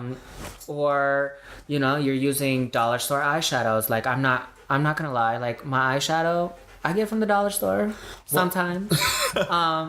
We were talking about one of my friends is a makeup artist, and we were talking about I I don't remember who it is. She is a beauty guru on not Instagram, on YouTube. And she came out with she's like, look, it's like my new color palette, and I worked specially so that you could get it. And on another video, literally in the linked videos down below, it was like, this person's thing is actually just a dollar store, it's a drugstore / dollar store makeup palette that she literally put her logo on top of, and that was it. And so she was she's like, people are crying for this. She sold out on the second day because she's famous and a guru. But that makeup palette probably cost her 40 cents because she bought them in bulk. And then she put her logo on it, which costs her 60 cents a palette. So she spent $3, maybe $1, and then $2 to ship it to you. And she's selling it for $50 a palette. Yeah. So your $50, if you don't know where you're getting your makeup from, your $50 palette could very well be a dollar store palette. No, and it's not to shade a makeup company, but I am right now slightly obsessed with Jeffree Star's Velour Liquid Lips. I use them. Is really good because he knows what he's doing. Right. I use his product. I use a lot of his product. If you actually open my makeup kit, half of my makeup kit is all Jeffree Star. And I actually got red for one time because all I use is Jeffree Star, and then the other half of my makeup my makeup case is either Urban Decay or Kat Von D. Which, yes, I love using the Kat Von D Lock It Foundation because it works. It gets the job done, it's full coverage, and it's not as expensive as some of the full coverage. It's cheaper than MAC. I was about to say, I was like, I know that Kat Von D works. If it works, it works, and that's... But for instance, Jeffree Star charges $18 for a liquid lip. Mm-hmm. Now, one of my good friends, well, again... I use that term very loosely because I don't have that many close friends. One of your acquaintances? Yes. Klitz Jenner, she works at Walgreens or CVS. She works at one of the drugstores. Mm-hmm. And she posted this picture one time of these lipsticks that had cat tops for them. And I was just like, those are so fucking cute. I need those. I need them because they're $4 and they have cats on them. They're actually $2.89 a lip gloss. I love it. And or something like that. They're fairly cheap and they're very fucking cute. And she got the whole collection, and she gave it to me as a gift, which was nice because I was like, I ain't gotta pay for a free lipstick because you can never have too many lipsticks or lip shades or whatever you want to call. But long story short, I have one. I think it's Jawbreaker right now through Jeffree Star. It's a matte liquid velour lip. Now, his lip glosses do work. They're very pigmented. They do stay on. You can put the lip gloss on and go out to, the club, drink a drink, and not have to worry about your lips smudging or going anywhere or transferring. Now, these liquid lips the other liquid lip is Katy Perry. I don't know the name of it off the top of my head, but it's literally the same exact color as Jawbreaker. Oh. It sits the same way. It's a little sticky, but it's kind of if you can't afford that $18 lipstick, but you can get something similar to it. Mm-hmm. It's all about your primer. If you use a good lip primer, you use a good eye primer, you can achieve the expensive look with very cheap makeup. Inexpensive makeup. Yeah. I was gonna say, because I only say that because I was cheap kind of has a connotation with it that it's bad. Inexpensive can be the eyeshadow I'm wearing right now. It's dollar store. It's, Party and you guys City will see it in the promo pics, and it looks great. Everything I always say, challenge yourself. Figure out what works for you. I mean, granted, my foundation is a $35 bottle of foundation, but and how long is that going to last you though? Right. So it's I've had the same application. One. Right. I've had the same bottle now for about 6 months, literally since I started doing drag. I've been doing drag for 8 months to a year right now, and every month you just get better and better. Yeah. And you just learn what products work for you. And now I just lost my train of thought thanks to my kids. That's okay. So my next question is, so somebody is a teenager and they are listening to this podcast and they're thinking to themselves, I want to be in drag. I want to be where you are 8 months from now. What is your advice for them to get out of the, I think I want to do this and we're going out and I'm doing this? All right. Well, I would say buy a stiletto. Make sure you can walk in them. Always have a cute pump. For me, I find it very easy to walk in pumps. So, or a wedge. Obviously, if you've never worn heels, start off with a wedge. Don't murder a kitten heel. Get you some real stilettos. Actually attempt it. If it's something you see yourself wanting to do, but you're not sure how to do it, there's a YouTube video on how to do it. Literally, it's my life. I watch so many YouTube videos. And honestly, that's the only reason why, now my paint has escalated to where my paint is now. Is it where I want it? No, I'm not sure. I just bought a new highlight and I'm just like, yes, I love it. It's like Pheromones highlight because it's so bright. And so, again, me and my friends have this running kind of joke right now where they call me the Latin pheromone because my highlight just gleams. And again, it's all about what you use. Literally, the highlight that I'm using is from the dollar store. It is a dollar store eyeshadow that I get 2 for $1. But if you work it, no one will ever know. Right. Yeah. No one will ever know until you tell them, which now I just told y'all. So don't come from a highlight. The highlight looks great. So it's just make sure it's something you want to do, but make sure it's something you can be passionate and commit to. Drag is definitely a commitment. When you first start, you are gonna feel like, fuck, I'm spending so much money into this shit and I'm not getting anything out of it. Yeah, I was there for a moment. But then I told myself, I was like, why am I gonna pay another drag queen $110 to make me a leotard when I can go buy myself a sewing machine for $60, go to a local fabric store, buy fabric anywhere between $2.99 a yard to $32 a yard, and learn to make something my damn self. Which, yes, I now make my own costumes, I make my own press-on nail sets, and I also custom design my own wigs. Why? Because thanks to drag queens like James Mansfield and I'm drawing a blank on the other queens that put these videos out, online, I think it's Online Kai or something. It's, a drag queen from New York. He makes videos on oh shit, I figured out how to make this for myself. Let me share it. You. Honestly, everybody's always quick to ask, I want you to make this, but I'm quick to say, there's a YouTube for you to learn how to do it. Because granted, I know some people don't have the time, nor energy, nor the want to learn how to make something. But honestly, if it's something you truly want, if you want to make this a career, you'll spend the time and learn how to do the things you need to do to excel in the drag community.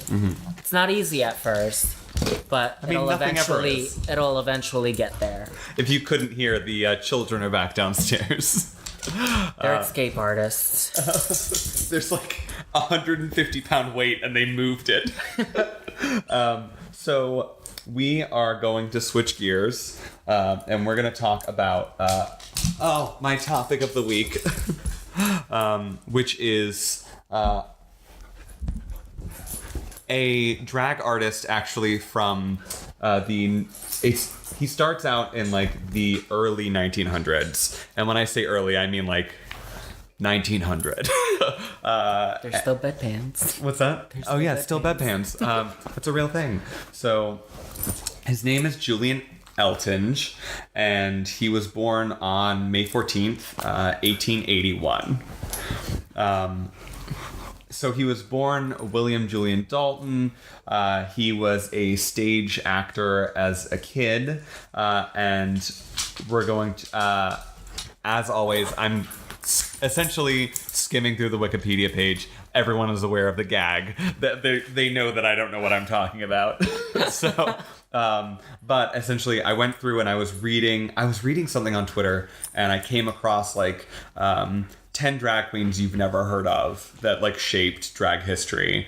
And I went back and I was like, who is the earliest drag queen? Yes, because there was drag queens before RuPaul and all those big names. So while Julian Eltinge is not the earliest drag queen, he's one of the earliest drag queens who is on stage and screen and still has a theater named after him.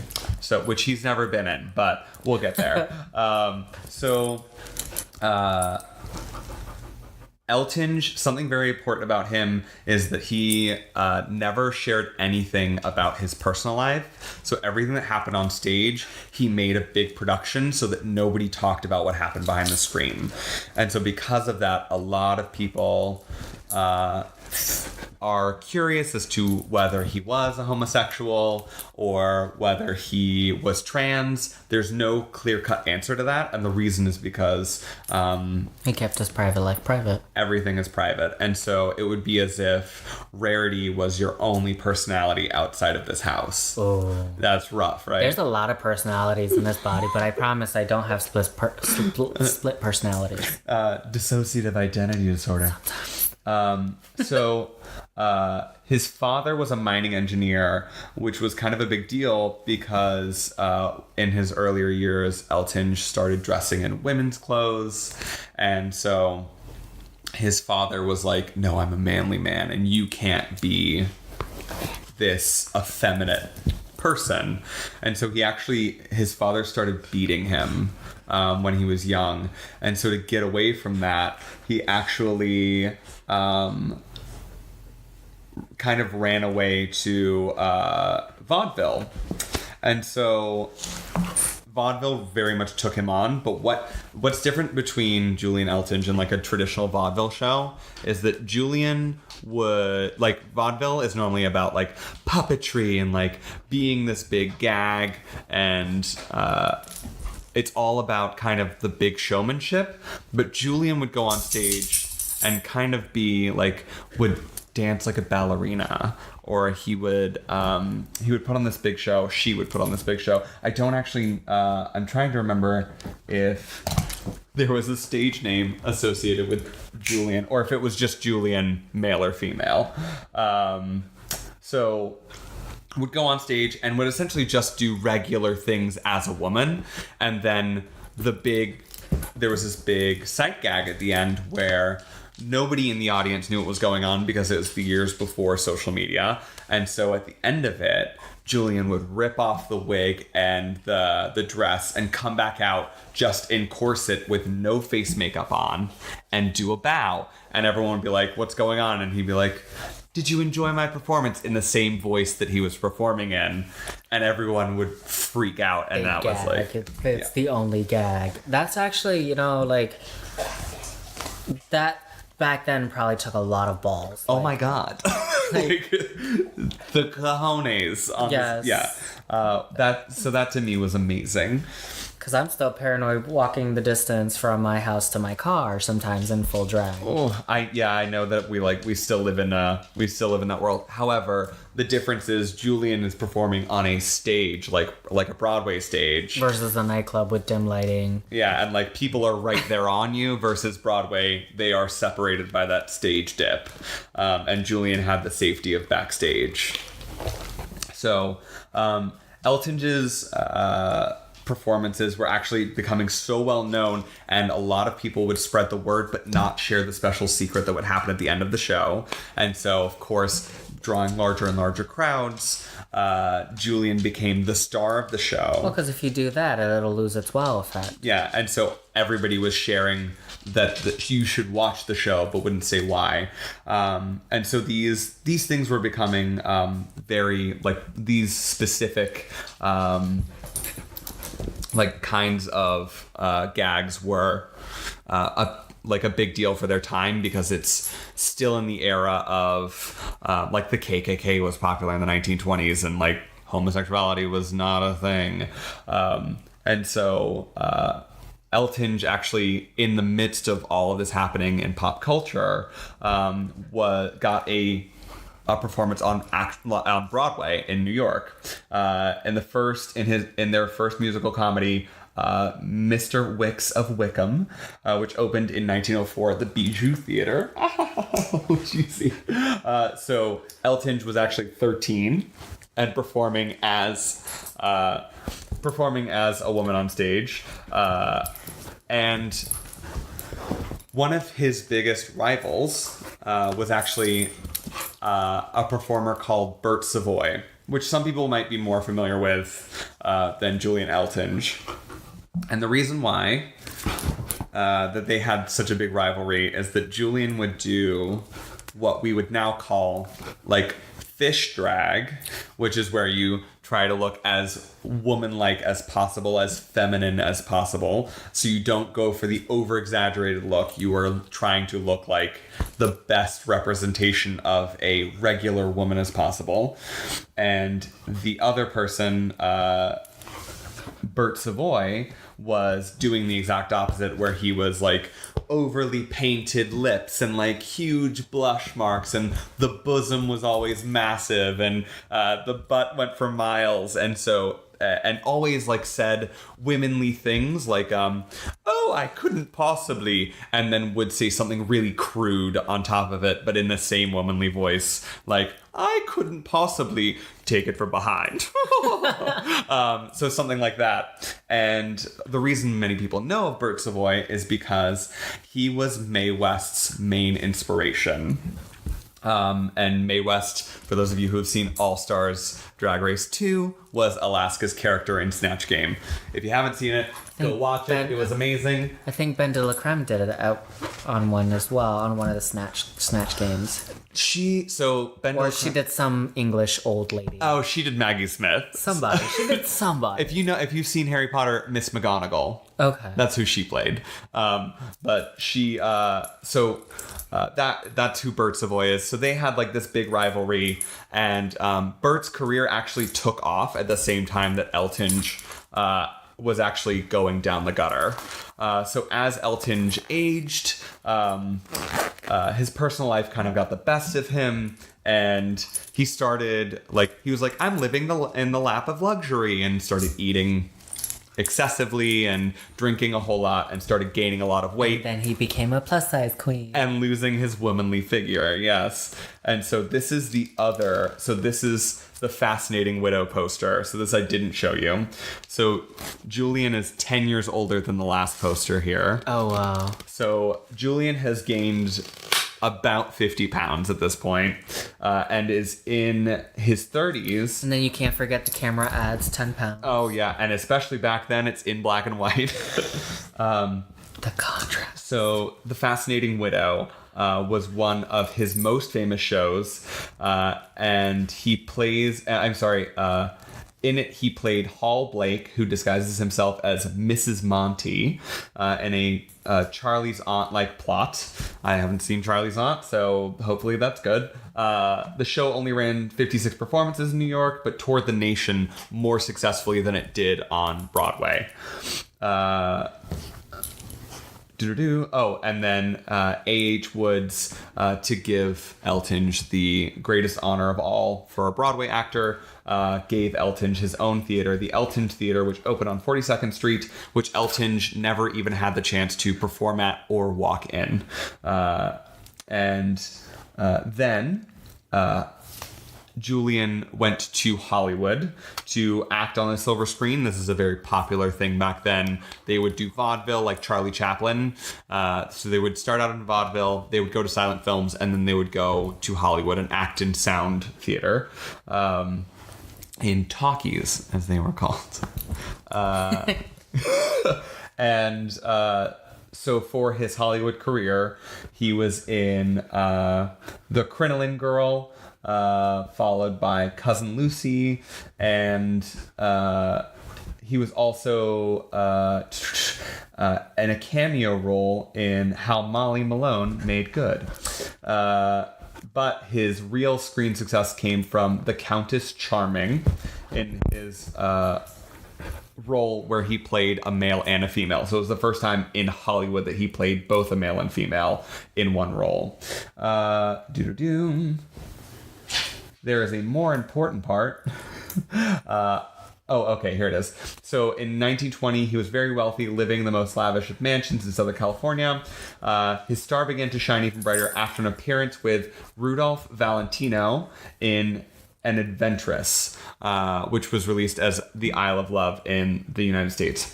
Have you seen season 5 of American Horror Story? It's Hotel with Lady Gaga.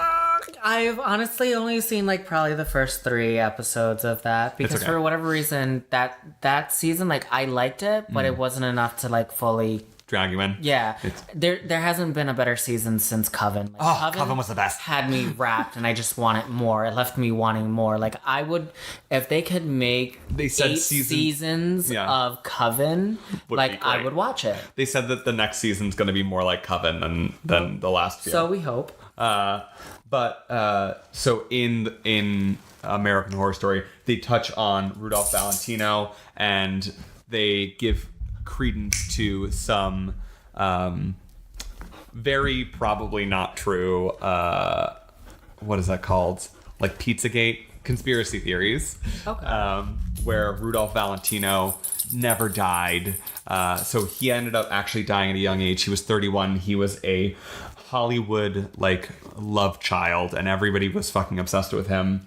But because Julian was in a movie with him, of course, he got skyrocketed to the top of the fame brackets. And so like that was a really important time for Julian in his life. Moved to a mansion, had all the success.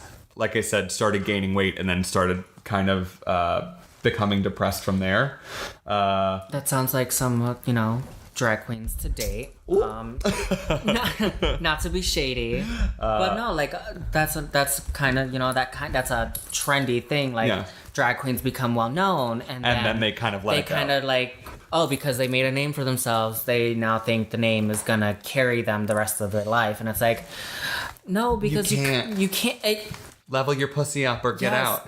Keep that pussy leveling up. Keep the challenge up there, because like you'll eventually lose your wow factor, and that's kind of where I kind of like tell myself all the time, don't paint the same face. Don't get into the habit of wearing or doing the same thing over and over again, even though currently I've been doing the same thing over and over again because that currently works for me. But once that gets old, it's kind of like, where do you go from there? So it's like, stay creative. Don't fall on the fame. And then, so of course, in his personal life, he used a super masculine facade in public to combat the rumors of homosexuality. And this facade included bar fights, smoking cigars. Everything masculine. Yeah, drawn out engagements with women. Things that you might also associate with a popular male singer, Freddie Mercury. He did all of those things as well. He would surround himself with women all the time. He would purposefully get into fights. Is it bad I almost said who Freddie Mercury is, but I know exactly who that is because I'm obsessed with a lot of his music. He's amazing. If you don't know who he is, lead singer of Queen, please go look it up. Google it. Eltinge was one of the figures that was hit hard by the stock market crash of the 1920s. And that on top of the fact that cross-dressing in public became illegal in a lot of places, including in New York City. And then they also tried to shut down like underground gay bars. They would do all of these things this is the 1920s, 1930s. And so because of all of this, and including there was on the first podcast episode, we talked about how in early film they cracked down in the 40s on gay people in theater and on films. Of course, you have in this story that hit Julian Eltinge hard.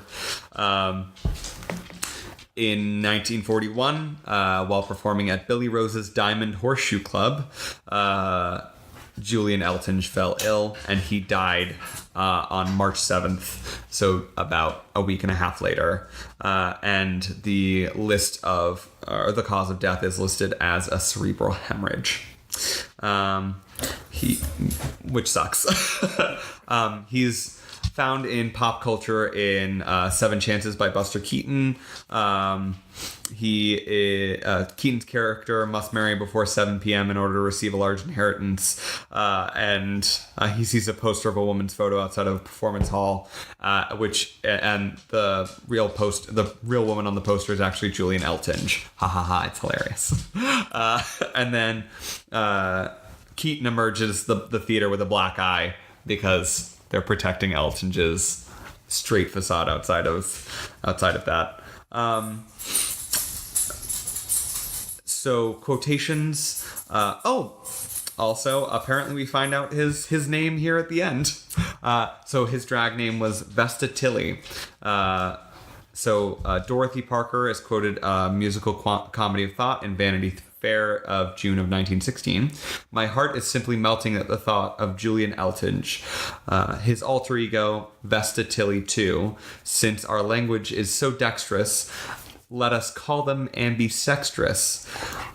Why hasn't this occurred before to you?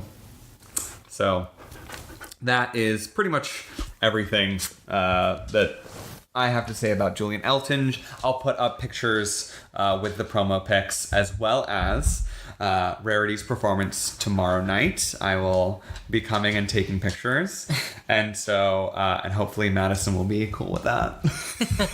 I assume it's her show. Yes, and hopefully she'll come on the podcast sometime. But other than that, you will see promo pics of Rarity, hopefully up before this podcast. They always are, and I hope you had a good time. Oh, I did. Even with my children being disruptive, it was great. They're fun. We got a youngster in the house. But so to everyone out there that is listening, go have fun and go find someone that you love and kiss them. Boys kiss boys. And just remember to do it with consent. That's all. Have a lovely day. It was lovely talking with you. Yes, definitely. It was a pleasure. Okay, bye.